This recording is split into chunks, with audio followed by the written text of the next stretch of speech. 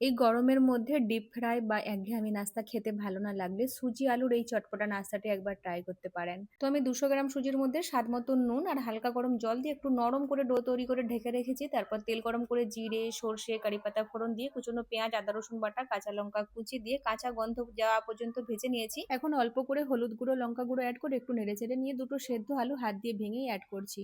বড় দানাগুলো হালকা হালকা করে একটু ম্যাশ করে দেবো। শেষে অ্যাড করবো স্বাদ মতো নুন, চাট মশলা পাউডার আর ধনেপাতা কুচি। ভালো করে মিশিয়ে নিলে রেডি হয়ে যাবে চটপটা আলু মশলা। আর যে সুজির ডোটা তৈরি করে রেখেছিলাম, হাতে তেল লাগিয়ে নিয়ে ডোটাকে ভালো করে ডলে নিয়েছি। প্রয়োজনে চালের গুঁড়ো বা সুজি দিয়ে ডোটাকে অ্যাডজাস্ট করে নিতে পারেন যদি বেশি লুজ মনে হয়। এখন একটা বড় সাইডের মিডিয়াম পাতলা রুটি বেলে নিয়ে গ্লাস দিয়ে ছোট করে কেটে নিয়েছি। এক সাইডে আলু মশলা রেখে আর এক সাইড ধরে ফোল্ড করে নিয়েছি। এখন স্টিম করে নেব মিডিয়াম টু হাই ফ্লেমে 15 থেকে 20 মিনিট। শেষে একটু ঠান্ডা জল ছড়িয়ে দিলাম যাতে একটার সাথে একটা লেগে না যায়। এগুলো প্লেনও খেতে পারেন, আবার এইভাবে একটু তরকা লাগিয়েও নিতে পারেন। তো নিজের মনের মতো করে পছন্দের চাটনি দিয়ে পরিবেশন করুন।